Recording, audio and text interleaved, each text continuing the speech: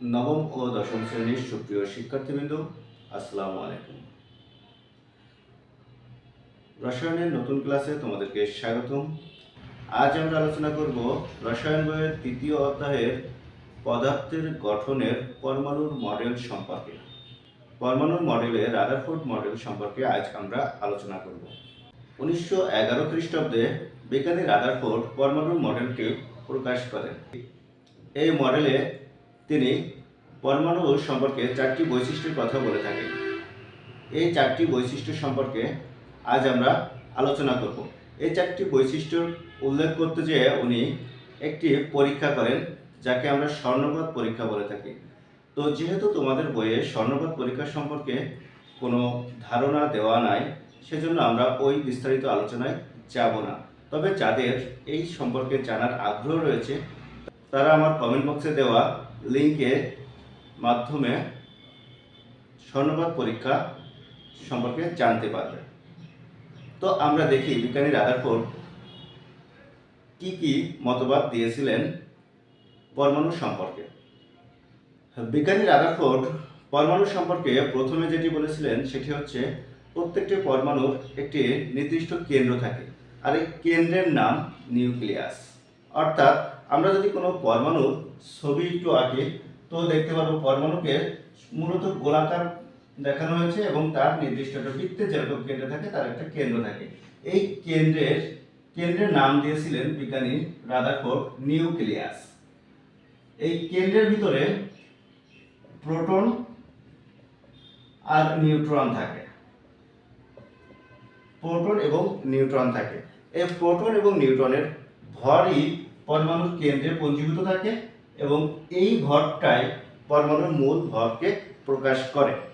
পরমাণুর এই যে কেন্দ্রে প্রোটন এবং নিউট্রন থাকছে, তো এই কেন্দ্রের বাইরে অবস্থান করে ইলেকট্রন।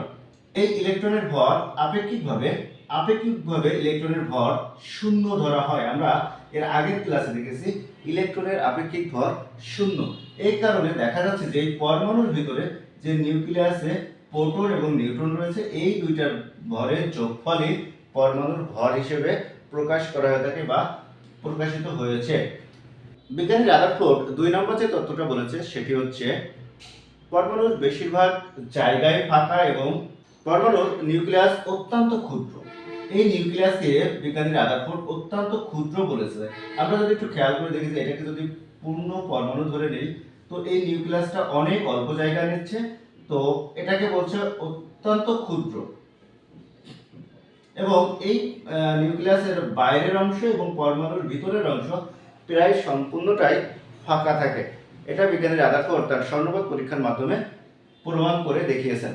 বিজ্ঞানী রাদারফোর্ড 3 নম্বর যে মডেলটি বলেছেন সেটি হচ্ছে সৌরজগতে গ্রহসমূহ সূর্যকে কেন্দ্র করে যেভাবে প্রতিনিয়ত ঘুরতে থাকে, ইলেকট্রন সমূহ নিউক্লিয়াসকে কেন্দ্র করে সেভাবেই ঘুরতে থাকে। অর্থাৎ তিনি সৌরজগতের সাথে পরমাণুর গঠনকে তুলনা করেছেন। এখানে যে বিষয়টা লক্ষণীয় সেটা হচ্ছে পরমাণুর নিউক্লিয়াসে যে কয়টা প্রোটন থাকে, এর বাইরে কক্ষপথে ঠিক সেই কয়টা ইলেকট্রন থাকে। অর্থাৎ প্রোটন সংখ্যা ও ইলেকট্রন সংখ্যা পরস্পর সমান হয়ে থাকে।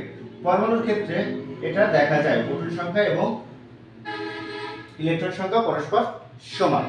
এক্ষেত্রে দেখা যাচ্ছে যে প্রোটন সংখ্যা এবং ইলেকট্রন সংখ্যা সমান এবং তাদের চার্জের পরিমাণও সমান থাকে, 1 কিন্তু প্রোটনের পজিটিভ এবং ইলেকট্রনের নেগেটিভ চার্জ থেকে থাকে। যেহেতু তাদের সমান সংখ্যক প্রোটন সংখ্যা, ইলেকট্রন সংখ্যা এবং চার্জও সমান থাকে, এক্ষেত্রে তাদের আপেক্ষিক যে চার্জ সেটাকে শূন্য ধরা হয়। অর্থাৎ পরমাণুর আপেক্ষিক চার্জ শূন্য হয়ে থাকে। বিজ্ঞানী রাদারফোর্ড 4র্থ যে মডেলটি প্রকাশ করেন সেটি হচ্ছে নিউক্লিয়াস ধনাত্মক চার্জ বিশিষ্ট আর ইলেকট্রন সমূহ থাকে ঋণাত্মক চার্জ বিশিষ্ট। এই ধনাত্মক এবং ঋণাত্মক চার্জ পরস্পরকে আকর্ষণ করে এবং তারা একটা সময় কেন্দ্রের দিকে আগমন করতে থাকে এবং তারা কেন্দ্রের প্রতি একটি বল অনুভব করে। এই বলকে বলা হয় কেন্দ্রমুখী বল। অর্থাৎ এই ইলেকট্রন সমূহ নিউক্লিয়াসের প্রতি যে বলটা অনুভব করে সেটাকে কেন্দ্রমুখী বল বলা হয়। এই কেন্দ্রমুখী বলের কারণেই নিউক্লিয়াসকে কেন্দ্র করে ইলেকট্রন সমূহ প্রতিনিয়ত ঘুরতে থাকে বা ঘূর্ণায়মান থাকে। রাদারফোর্ড যেহেতু এই মডেলটিকে সৌরজগতের সাথে তুলনা করেছে, এই জন্য এই মডেলকে সোলার মডেল বলা হয়ে থাকে। বিজ্ঞানী রাদারফোর্ডই প্রথম পরমাণু সম্পর্কে একটি পূর্ণাঙ্গ মডেল তৈরি করতে সক্ষম হয়েছিলেন, কিন্তু তার এই মডেলটি সম্পূর্ণভাবে সঠিক হয়নি বা তিনি সম্পূর্ণ সঠিক তথ্য প্রকাশ করতে পারেননি। তার এই মডেলকে কাজে লাগিয়ে পরবর্তীতে বিজ্ঞানী বোর, বিজ্ঞানী সমারসেট অনেক তথ্য আবিষ্কার করেছেন, কিন্তু তার এই মডেল থেকে কিছু কিছু তথ্য বাদ দেওয়া হয়েছে, সেগুলোকে আমরা সীমাবদ্ধতা বলে থাকি। অর্থাৎ সেগুলো আমাদের পরবর্তীতে চেঞ্জ হয়ে গেছে, তার মডেলের তথ্যগুলো চেঞ্জ হয়ে গেছে, সেগুলোকে বলা হচ্ছে সীমাবদ্ধতা। আমরা এখন দেখব বিজ্ঞানী রাদারফোর্ডের মডেলের কি কি সীমাবদ্ধতা ছিল। এক নম্বর সেটা হচ্ছে বিজ্ঞানী রাদারফোর্ড এই পরমাণু মডেলের ক্ষেত্রে তার যে কক্ষপথ ছিল, কক্ষপথের আকার বা আকৃতি সম্পর্কে কোনো ধারণা দিতে পারেননি। অর্থাৎ এই আকৃতিটা গোলাকার, ডিম্বাকার বা কি আকৃতিতে রয়েছে সেটা সম্পর্কে বিজ্ঞানী রাদারফোর্ড তেমন ধারণা দিতে পারেনি। দুই নম্বর হলো, আমরা জানি সৌরজগতের গ্রহসমূহ সচরাচর চার্জ শূন্য হয়ে থাকে, কিন্তু আমরা দেখছি প্রোটন এবং ইলেকট্রন পরস্পর ধনাত্মক এবং ঋণাত্মক চার্জযুক্ত। ফলে সৌরজগতের ওই গ্রহের সাথে কোনো প্রকারে এই নিউক্লিয়াস এবং ইলেকট্রনকে মেলানো যাচ্ছে না। তিন নম্বর সীমাবদ্ধতা হলো, বিজ্ঞানী রাদারফোর্ড একটি মাত্র ইলেকট্রনের ক্ষেত্রে তার মডেলটি তৈরি করতে সক্ষম হয়েছিলেন, কিন্তু একাধিক ইলেকট্রনের ক্ষেত্রে ইলেকট্রন সমূহ কিভাবে ঘুরবে এই সম্পর্কে কোনো তথ্য প্রকাশ করতে পারেননি।